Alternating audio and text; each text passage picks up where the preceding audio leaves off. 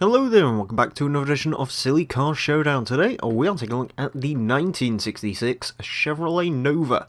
This car was requested by Azza, and yeah, this is our first Chevrolet, I believe, that we've had in Silly Car Showdown. It's one I do quite like. The Nova is a car which is often forgotten about these days. But I do quite like it. It's sort of a mid-size saloon car. I think it was designed to go against the Ford Falcon. I prefer the later 1969 generation, but this 66 one is okay. In terms of statistics, it's sort of your typical pony/muscle car. Nothing too impressive. Stock. Let's have a look. 350 horsepower, 360 foot-pound of torque. It weighs a bit less than you'd expect, but nevertheless, we are going to want a new engine. Our choices are 6.2 litre V8, 8.4 litre V10, or, of course, the 6.5 litre V12. The usual trifecta of muscle car engine swaps. In terms of this car, I'm thinking we're going to go for the V10. It seems like the more interesting of the lot, and you know what, we'll go supercharged on this one. Of course, no drivetrain swaps are allowed as usual in this series, and also no Forza Aero is allowed, so the car is running what it brung. Ooh, I've got to say, with the paint job, that actually would look okay, but apparently the design is a bit wonky on that front. Sure, I don't particularly like the blower, but we'll go with it. I think it actually reduces some weight as well. Now, one advantage of this being a muscle car is, of course, hopefully big tyres. 255s on the front don't particularly hype me up that much. In fact, 295s on the rear also don't. Yeah, okay, never mind then. I was going to say, because it's a muscle car, it's going to have big tyres, but yeah, no bigger than average, which is a bit of a shame, but there you go. We are definitely going to want the gearbox, because, my god, this thing will not have good gear ratios, because of course it's an old muscle car. Probably has a 4-speed at most. It may very well have a 3-speed, I know some of them do. Race suspension is also of course going to be very handy in the case of this car, and so is the chassis reinforcement, because these things are not the, what's the word, stiffest of chassis, not the most well put together of cars in all honesty, but there you go. I'm always slightly scared when a car doesn't climb PI, particularly when you put a lot of power into it. So this right here is filling me full of so much confidence. Not. I mean, that's 131 horsepower for no PI really. Yeah, it's not looking great for the Nova, I've got to be honest. Anyways, 868 PI, 1,100 horsepower, 961 foot-pound torque, 2,725 pounds of weight, 8.5 litre engine, 4.3 seconds 60, top speed of 210. In terms of that, it doesn't seem too bad. I mean, that power-to-weight figure is pretty decent. I'm a bit worried about the tyres, and also the fact that this is an older American car. We've noticed, I mean, admittedly we haven't had too much in the way of old muscle cars, but we have had stuff like the Ford Woody wagon, which did not do particularly well. The Gremlin was pretty good, but that did have an awful lot of power going through it. Yeah, not really any other muscle cars we've tested, but you know, you never know. We've been surprised before on this series many a time, so maybe the Nova will be the true king of SCS. I mean, it won't be, but maybe it'll be alright at least. So, here we are at our Edinburgh course, ready to set 5 laps with our Chevrolet Nova to see how well it does. Our current leader is the Ferrari Huracan V12 GT, that's at a time of 135.743, the Nova. Incredibly unlikely to beat that. In terms of where I'm expecting this car to go, it's somewhere between the Gremlin and the Wooded Wanker, I think is roughly where this is going to be going, so that would be a 151. I did forget, we did actually have a previously also Viper engine muscle car, the Ford Foxbox. However, of course, that's quite a bit newer than the Nova, the Gremlin, and the other thing, the Woody wagon, so didn't really count that, but that is another old muscle car that we've had. First impressions, we have quite a bit of straight line speed by the looks of it. which is good. We'll see how what sort of speed we can get towards the Glasgow Smile, but it seems to be going pretty well. Yeah, you know, 153. That's about average-ish for what we usually get. Apparently, there's a giant notification at the top of the screen. Nice. We've had to do this a little bit differently today because Horizon 4 is not wanting to work with me and Azza, so we're just sort of. I joined his convoy instead of the other way, or I joined his convoy and then he had to start the session instead of usual, so shout out to Azza as usual for helping with Silly Car Showdown. There we go. Controllability wise, it's not terrible. It could be a little bit better, it has to be said.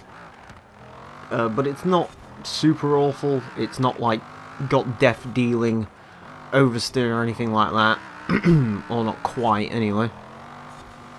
Still not amazingly good, but it's, you know, it's not bad. A 154.616 on our first outing. Of course, that first lap doesn't really matter all that much. That's the lap where we get to grips with the car as well as go from a standing start, so hardly really counts toward anything. These are starting to be the laps that matter. Yeah, I will say actually, it is better than I expected it to be. It gets turned in a lot nicer than you'd expect. I guess it's down to the fact that it really doesn't weigh all that much in terms of muscle cars. 2,756 pounds. You know, the only things I can really think that are around that weight are stuff like your Mustang GTs. The 65 Mustang, I should be precise with. That weighs 2,560 pounds, I believe, so yeah, it's only 200 pounds more. Admittedly, it does have like, well, quadruple the horsepower that thing had, but, you know, swings and roundabouts. Gearbox is nice. It's, yeah, it's not bad. It really is not bad at all. It can get a little bit squirrely. If you're basically trying to go full hog with it, put the foot to the floor, then yeah, you'll get a bit of a bad reaction from the car. But that's, you know, almost any car that we have here. But the actual, if you're careful with it and drive it like you're supposed to, it's not bad. It really isn't bad at all, which is not what I was expecting. Like I said, I was sort of not expecting amazing things from the Nova, and it isn't amazing, but it's certainly not bad. It's certainly doable. It's certainly, you know, I'd call it average. It seems to be getting a pretty quick time as well as we make our rush down to the line. 151.484 on its first flying lap, which is, yeah, about where I predicted it to be. So, it's certainly sticking to the status quo. I think it could get a 150. I don't see it going quicker than the Gremlin. Again, the Gremlin did have more power. I'm not sure on the weight of the Gremlin. I'd imagine it weighed less, but I'm not 100% sure on that. And then again, the Gremlin is a smaller car, so maybe that'll count for something. They also had, I can't remember if it had bigger tyres or smaller tyres on the Gremlin. It may have had bigger on the rear and smaller on the front. Well, yeah, 255s on the front are not massively big tyres, so I'm actually quite surprised by the turning grip getting from the Nova. Yeah, it's not bad as we drift into some bins. Keep trying to put my foot flat. That doesn't really work. This isn't the MGB from last time, where, you know, you could sort of plant your foot anywhere because it only had like 400 horsepower. This has quite a bit more than that. This has 1,100, isn't it, or something like that? But it feels alright for 1,100 horsepower, I've got to be perfectly honest. It feels pretty darn solid. I don't know what it would have been like with the V8. The V8 is a lighter engine by about 100 pounds. So, then again, I mean, the exhaust, with exhaust upgrades and stuff, I'm not sure how much lighter it would actually be. The V8 does have less power. We have spoken before, of course, on Silly Car Showdown about cars spinning away potential power. This definitely feels like one of those cars where you could probably miss out on like 300 horsepower and not really notice it. So, I don't really know if that's ever a compliment towards the car or whatnot, but there you go, 150.907 for the Nova. The normal Nova. I mean, it is, yeah, There's no other way to describe it than, you know, better than average in some parts and just average in others. I would like bigger tyres on the rear. The front end is actually really nice. You know, the actual front end turning grip and all the rest of it. I rate it highly. But I would like bigger rear tyres just to keep that rear end a little bit more in check. That's all it really needs. Is it's not, you know, not a massive difference, but it does definitely need a little bit more of a in check.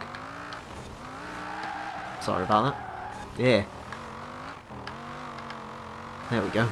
Get that out of my mouth. Had a hair in my mouth. I have no idea what the hell's happening there. Anyways.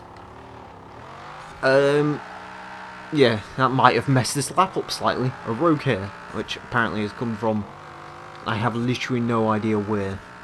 So, it's a bit of an issue.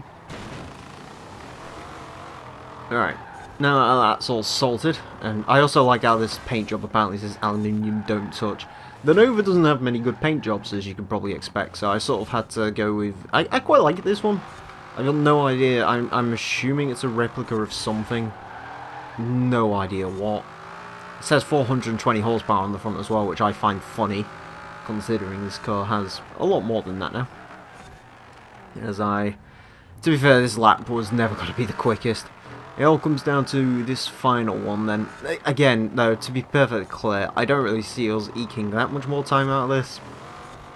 If I can get a 150.5, I'd be amazed. I don't see it. Admittedly, though, I mean, a 150.9 is certainly nothing to be ashamed of in terms of this car. It's a decent enough time, certainly. It's beating a fair couple of cars. I believe I would actually... Yeah, I would put it sort of halfway up the leaderboard. 150 is an average time for what I overall would describe performance-wise as an average car. You know, it's rear-end grip could do a little bit more of, but the trade-off for that is more front-end grip. Straight line speed's about average. Everything else in this car is about average. Gearbox is really nice. Other than that, it's not really much more else to say about the Nova. It's a method of transportation that happens to be sillified, but it's hardly going to set the world on fire. The brakes are maybe a little bit poorer than you'd expect, but, you know, again, these are small little things. It's just sort of a very average car, very middle of the road. Unfortunately, much like it is by most people who play Horizon 4, and indeed pretty much every Forza title, the Nova's a little bit forgettable to drive, which sounds weird when you're saying that about a V10 supercharged muscle car with 1,100 horsepower, but yeah, it's nothing spectacular. It's surprising, and the front end grip surprises me greatly, but you know, it's not really enough to warrant calling this car better than it is. You know, it's not a huge turning point for this car. It's alright. It is alright. It's the alright Nova. There's just not really... Ooh, that being said, a 148.6. I think everything went right on that final lap, to be honest with you. Yeah, it really did. Everything came together for the Nova there. It does actually beat the Gremlin now. Yeah, that's surprising. But yeah, I mean, overall, just sort of an average... It's alright. It's solid enough, I guess. It's a Chevrolet Nova. Again, as I said, unfortunately, much like it is in pretty much every other scenario in the game, the Nova is just kind of forgettable to drive. It's... yeah, you know, I mean, it's a car. In case you're wondering, by the way, Azza requested this purely because he spun a wheel spin and was like, hey, that's a car, let's put that in, so that explains its inclusion. Also, I needed something to be the first car we drive today. Anyways, a 148.609 is going to put it into a rather respectable 15th place. It goes 0.4 seconds behind of the Porsche Cayman GTS, 0.7 seconds down on the Limo. It is 0.5 seconds quicker than the 240Z. Admittedly, that was a car which had 500 less horsepower, but still worth pointing out. And it's 500 second quicker than the Gremlin, half a second quicker than the Gremlin, which is something to definitely be proud of. Yeah, the Nova. A thoroughly average car with a slightly above average time. Nothing really more to say about it. Anyways, thank you all very much for watching this edition of Silly Car Showdown. I do hope you've enjoyed. As always, if you'd like to request cars for the series, you can do it in a couple of ways. One, you can comment down below in the comment section, because that's what it's for. Alternatively, you can join my Discord, link in the description, and put it in the request chats there. That's where I would recommend requesting the cars, as it does allow me to keep track of them easier. If you're watching this on HG Central, you're wondering who this British voiced person is, my link's in the description. Come check out my channel if you want some support content. Other than that, thank you all very much for watching, and until next time, a farewell.